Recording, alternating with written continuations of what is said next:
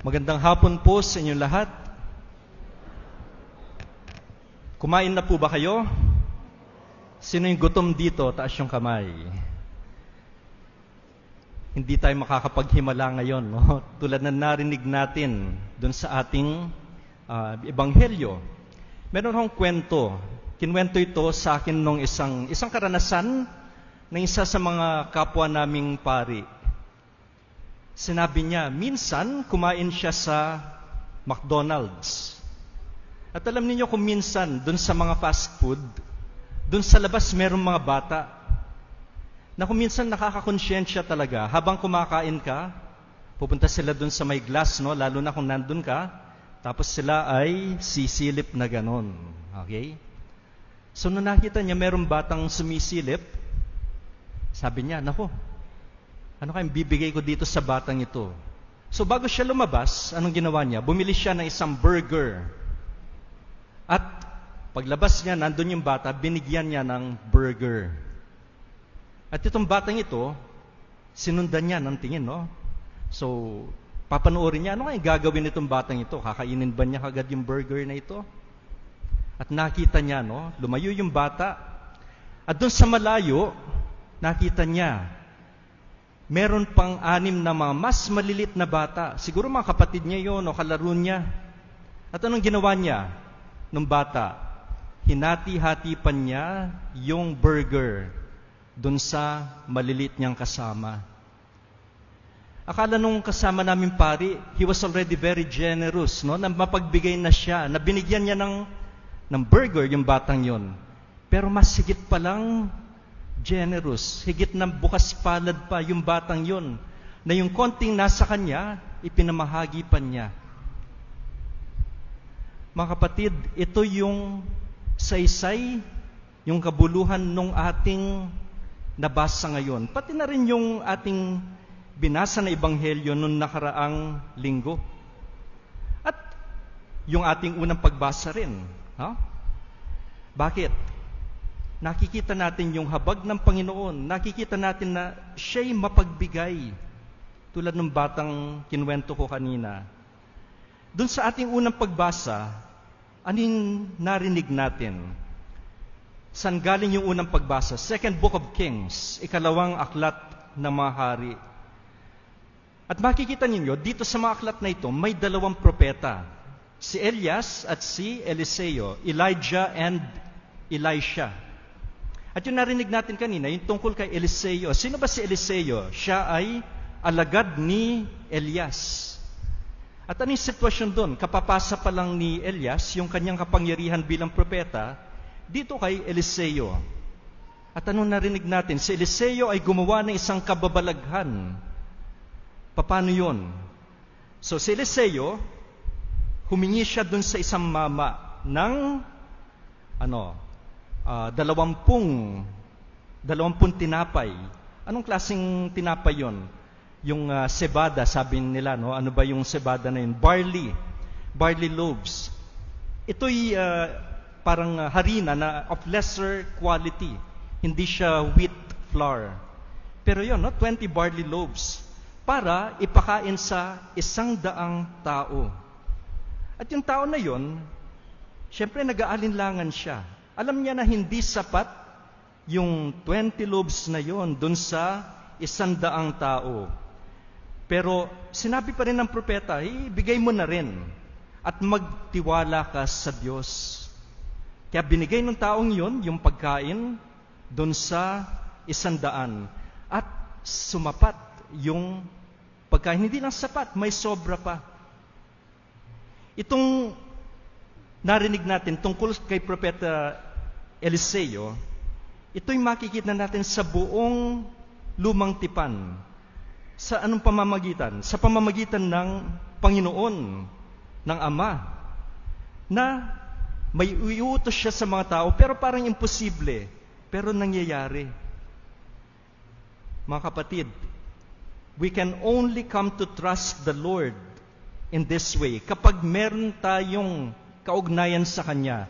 If we have a relationship with the Lord, it's a relationship of trust. At kailangan nito, no? Yung nagtitiwala tayo sa Kanya, kailangan ng panahon nito.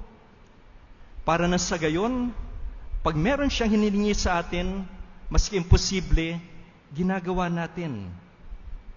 Now, sa panahon natin, may hinihingi yung Panginoon. One time or another, hinihiling niya na yung mga bagay na imposible. Pero, ano yung dapat nating tandaan? Kailangan manalig tayo. Kailangan manalig tayo kay Jesus.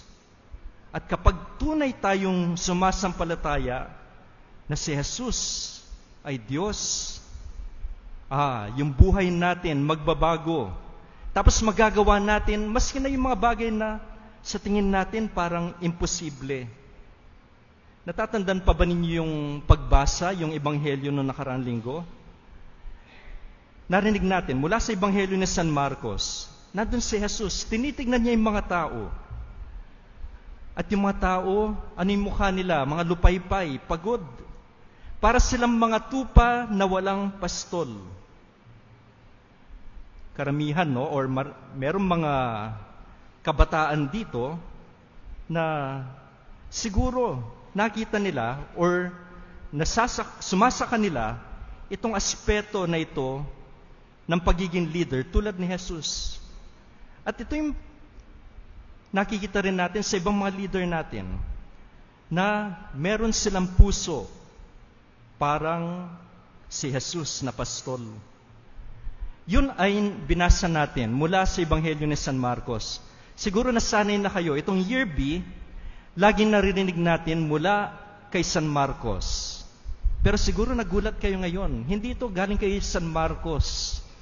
San galing Ebanghelyo natin? Kay San Juan. Siguro napansin na ninyo, no? We have a 3-year cycle kapag linggo. Year A, binabasa yung Ebanghelyo ni San Mateo tuwing linggo. Year B, tayo nasa Year B, kay San Marcos. At Year C, kay San Lucas, next year. Pero biglang shift tayo ngayon from Mark to John. Ito yung isang explanation. Kasi maikli yung Ebanghelyo ni San Marcos.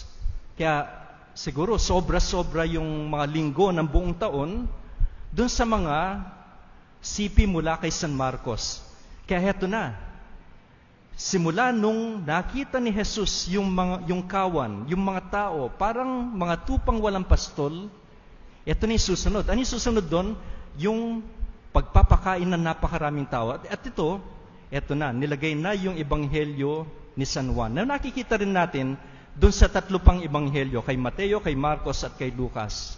Pero yung binasa natin ay mula kay San Juan. At itong mga darating na linggo, we will dwell on that. St. John.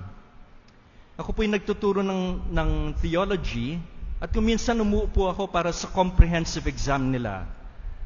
At itong mga theologian na ito, bubunot ng tanong. Kapag nabunot nila yung tungkol sa Eucharistia, isa sa mga tinatanong ko, ano ba yung mga makikita mo sa Biblia na patungkol sa Eucharistia? And so I expect them, no, yung Eucharistic words mula kay Mateo, Marcos, at Lucas, at pati yung kay San Pablo, 1 Corinthians. Pero dapat hindi nila kaligtaan. Wala yung Last Supper account ng institution of the Eucharist doon kay San Juan. Pero ano yung makikita mo? Yung buong chapter 6, kung saan galing yung ating Ebanghelyo. Chapter 6 ay patungkol sa Eucharistia. At ano yung makikita natin ngayon? No? At mga darating na linggo. It's about Jesus as the bread of life. Yung tinatawag nating bread of life discourse.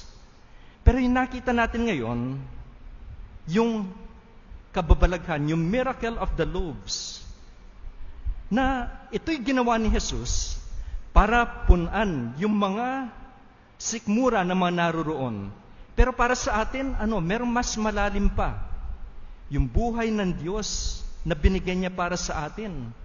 Kaya nga, maririnig ninyo sa susunod na linggo, sinasabi ko sa inyo, hinahanap ninyo ako, hindi dahil sa makababalaghang nakita ninyo, kundi dahil sa nakakain kayo ng tinapay at nabusog. Gumawa kayo hindi upang magkaroon ng pagkaing nasisira, kundi upang magkaroon ng pagkaing hindi nasisira at nagbibigay ng buhay na walang hanggan. Ibibigay ito sa inyo ng anak ng tao sapagkat siya ang binigyan ng kapangyarihan ng Diyos Ama. So itong himala na narinig natin, it's the stepping stone doon sa sasabihin ng Panginoon tungkol sa tinapay ng buhay. Yung ebanghelyo natin ngayon, para siyang yung nabasa natin nung unang pagbasa. Ano yung narinig natin? Di ba sinabi ni Jesus, tinanong niya si Felipe, pakainin mo yung mga tao. At alam ni Felipe na hindi sapat ang hirap pakainin nun, ang dami nila. So ano yung complaint niya? Maski na napakalaking pera meron tayo, hindi mo mapapakain o hindi tayo makakabili ng pagkain para sa lahat ng ito. Pero nalilimutan ni Felipe yung turo ng Panginoon. Ano yung turo ng Panginoon? There's always enough. At pinaalalahanan ni Jesus si Felipe at tapos si Andres na magiging sapat yung pagkain. There will always be enough when we trust in the Lord. At yun nga, hindi lang there is always enough, there's more than enough. Na pagkatapos nakakain ng lahat, ayun, may sobra pa. Of course, nakita natin si Felipe, hindi na naintindihan yung tinanong ni Jesus. Sinubukan siya. Saan tayo bibili ng pagkain? Pero si Jesus, alam na niya yung gagawin. Pero tinanong niya si Felipe para mapaalalahanan siya na maski na imposible yung bagay na yon, kayang lutasin. And what is the solution? Generosity. Yung pagiging bukas palad. Walang tao ang pwedeng pumuno nung gutom ng mga taong nandun. Pero ano yung right answer doon? The right answer to the question of Jesus to Philip will still be given by Peter still later. Pagdating natin sa John chapter 6 verse 68, ano yung sinabi niya? Lord, to whom shall we go? You have the words of eternal life. Pero ano nangyari? Eto, merong pagkain.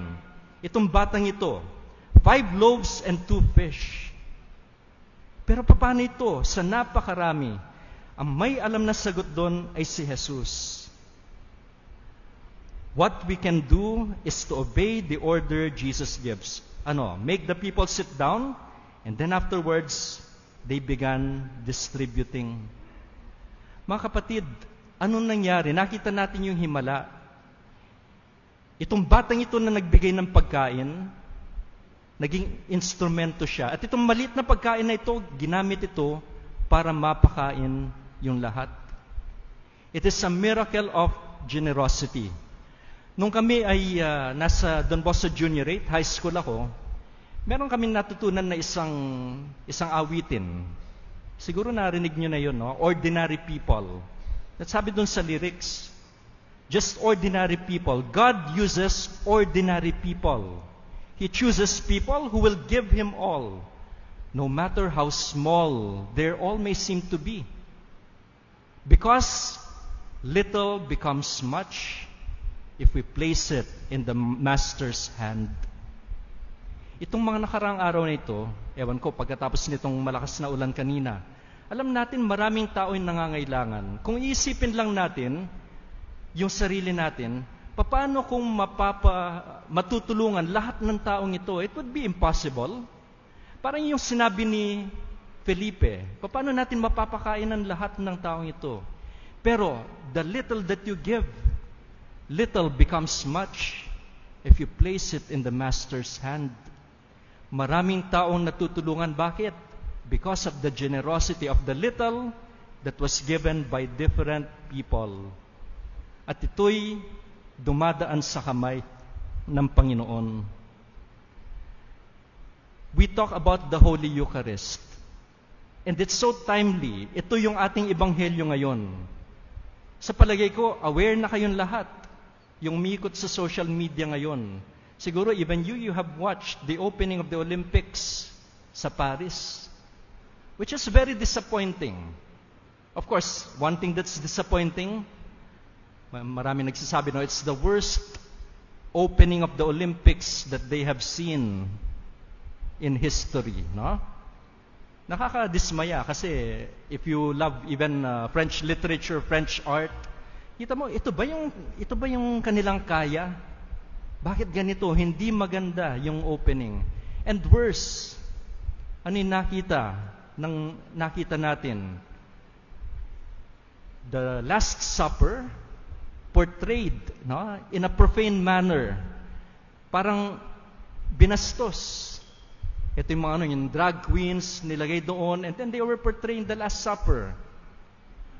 And it's good that many Catholics, many Christians gave their voice to it.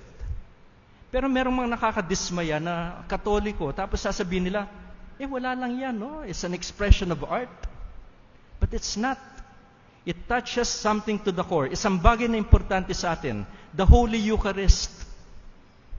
It's at the Last Supper where the Lord has established this sacrament.